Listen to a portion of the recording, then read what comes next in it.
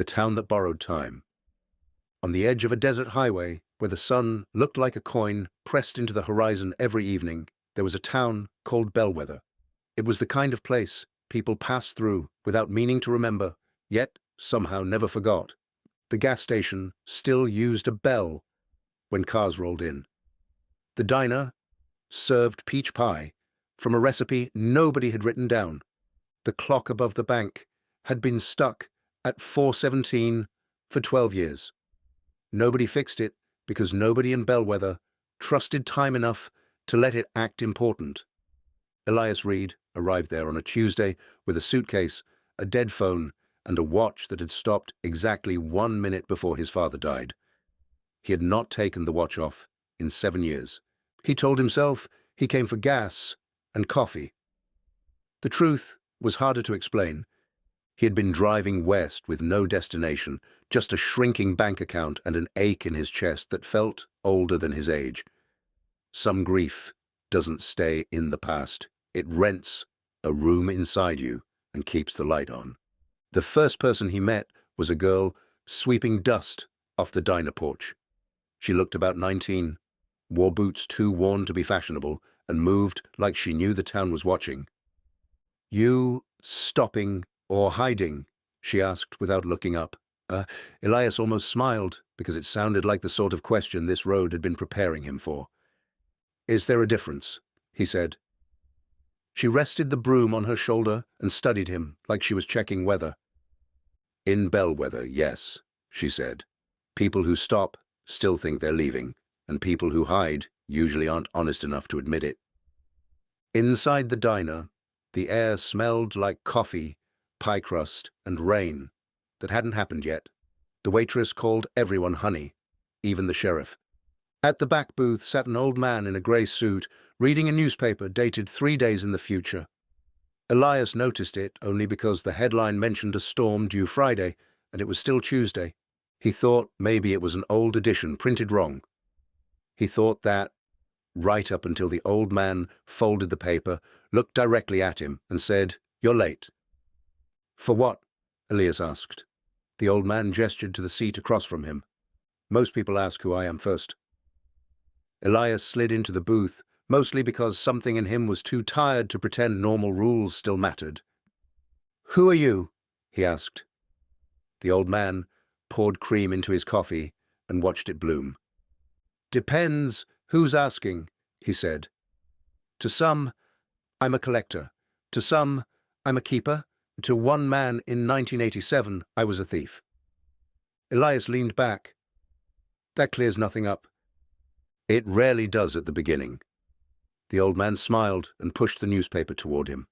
On the bottom corner of the page, written in blue ink, were 4 words. "You have 1 extra hour." Elias stared long enough for the letters to stop looking real. "What is this?" he asked. The old man tapped Elias's frozen watch. "A debt," he said. "Or a gift.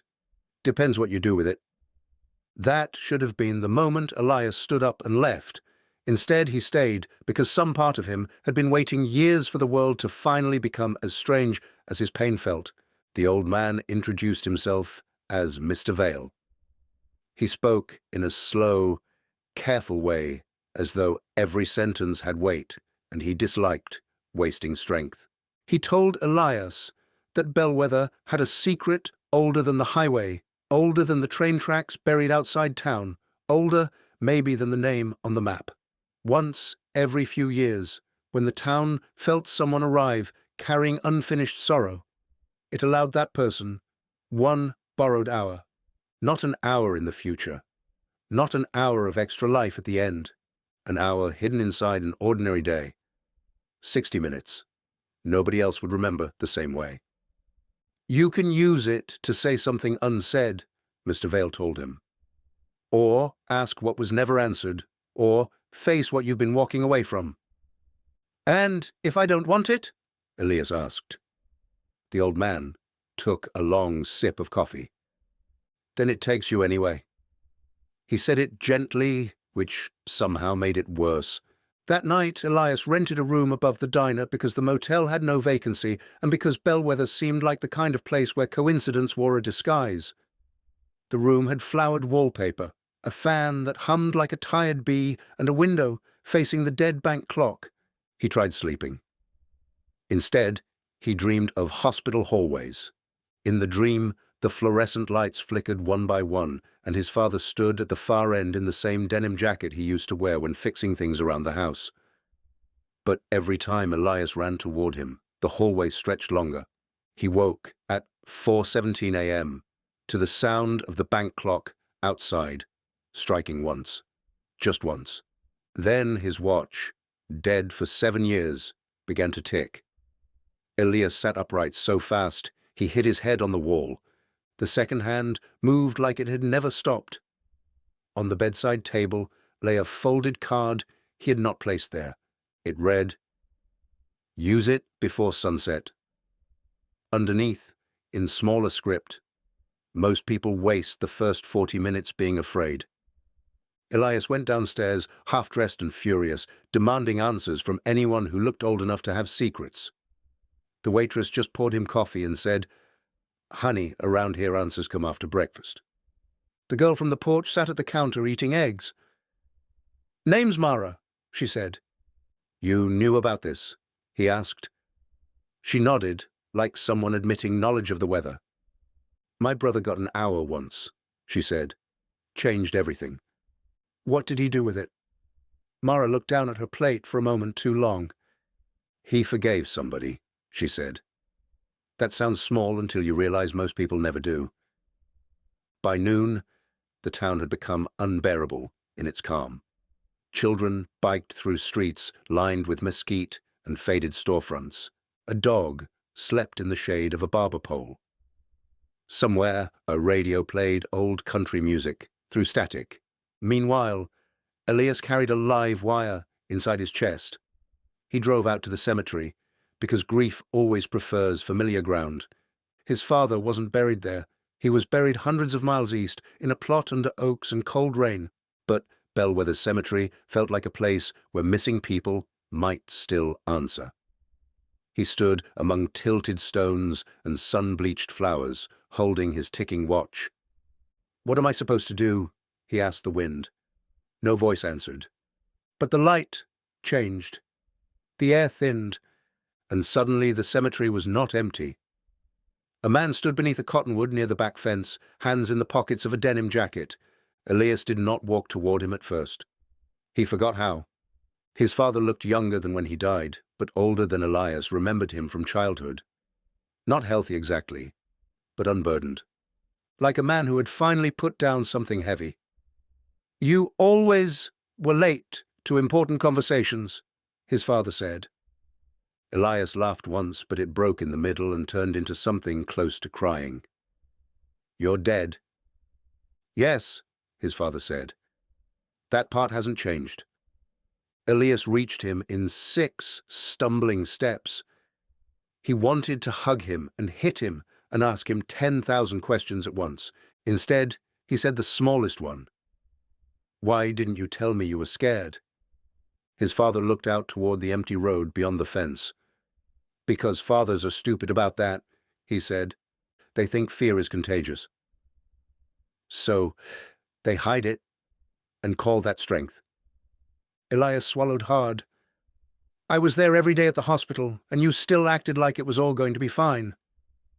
"I was trying to protect you." "No," Elias said, sharper now. "You were trying to protect yourself from being seen." The words surprised him, but once spoken, they felt true enough to stand on. His father nodded. "That too." There was no thunder, no music, no cinematic swell. Just desert heat, a ticking watch, and 2 men standing in the kind of honesty that arrives late and charges interest. "I was angry at you," Elias said. "After you died, I was angry for years." "You think I don't know?" his father asked with the faintest smile. "Son, grief is love with nowhere to go. It bangs against whatever door it can find." Elias looked down at the dry ground. "I should have said more." "You said enough." "No, I didn't. I should have told you I was terrified too. I should have told you I didn't know how to watch you disappear. His father stepped closer. Then tell me now. So Elias did. He told him about the nights after the funeral when he drove around because home no longer felt like a place. He told him about deleting voicemails and then hating himself for it. He told him he'd been afraid that if he let go of the pain, he'd be letting go of the man. He told him memory had turned into a job he could never finish. By the time he stopped, his throat hurt and his eyes burned. His father listened the way the best people do, without interrupting pain, just because they recognize it. After a while he said, "You made me into a room. You were afraid to leave." Elias closed his eyes. The sentence entered him like light through a cracked door.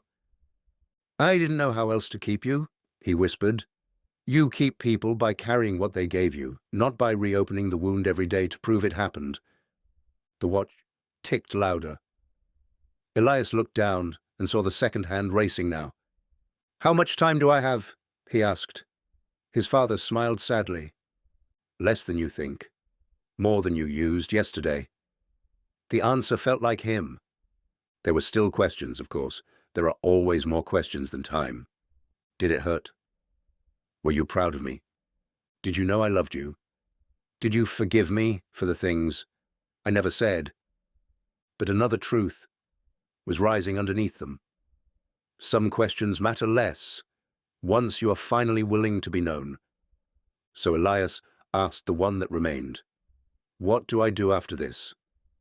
His father looked toward Bellweather, where the bank clock stood frozen and shining in the sun. "Live a life that doesn't worship regret," he said. "Call people back. Tell the truth faster. Stay when you want to run. Leave when staying turns you into a ghost." Then, with that rough kindness Elias had known since childhood, he added, "And fix your truck's left brake light because I noticed it before you parked." Elias laughed through tears. That was when the world began to thin around the edges. The cottonwood shimmered, the grave markers blurred. His father's outline softened like chalk in rain. "I'm not ready," Elias said. His father's face was already half sunlight. "Nobody is," he said. "That's why time is expensive." Then he was gone. No wind, no spectacle, just absence, returning to its old job. Elias stood alone in the cemetery, with the watch ticking wildly against his wrist. When he made it back to town, sunset was spilling copper over the rooftops. Mara sat on the diner porch again, broom across her knees like a resting instrument. Well?" she asked. Elias looked up at the dead bank clock. For the first time, he noticed it was not broken. It simply had no hands. "I think," he said slowly, "that I've been confusing pain with loyalty." Mara nodded, as if she had heard many versions of that sentence. "Most people do," she said. "Pain feels active and love feels quiet, so they trust the louder thing." Mr. Vale was inside, finishing a slice of pie, as though orchestrating miracles cost very little appetite. Elias sat across from him and placed the watch on the table. It had stopped again at 4:17. "Was it real?" Elias asked. Mr. Vale dabbed his mouth with a napkin. "You're asking the wrong question." "Was it enough?" Elias thought about the cemetery, about the denim jacket, about the sentence. "You keep people by carrying what they gave you." He thought about all the years he had spent kneeling at the altar of almost. Then he answered. "Yes," he said. "It was enough." Mr. Vale smiled like a man returning a library book. "Good," he said. "Then Bellweather has no more business with you." Elias left before night, fully settled. At the edge of town, he stopped the truck, stepped out, and looked back once. The diner glowed softly under the desert sky. The bank clock still held its impossible silence. For a moment he thought he saw his father standing beside the road with his hands in his pockets, but maybe it was only a signpost, and maybe that was the point. Not every comfort needs to be proven to be useful. He drove east this time, not west, toward calls he had avoided, toward a home he might finally enter without bracing, toward a life that had been waiting for him to stop rehearsing loss. Somewhere after midnight, he pulled over at a gas station and bought a notebook. On the first page, he wrote 3 things. Tell people while they can still hear it. Do not mistake suffering for love. When life offers an ordinary day, treat it like borrowed time. Years later, when Elias tried to explain the turning point to someone he loved, he never mentioned magic. He talked instead about a small desert town, a dead clock, and the strange mercy of finally saying the unsaid. Because in the end, that is all most miracles are, a door opening where the wall used to be. And if you ever pass through Arizona at sunset and find a town that doesn't appear on your map, with a diner that smells like peach pie and rain and a clock above the bank that refuses to explain itself, don't be too quick to leave. Some places are built on land, and some are built on timing.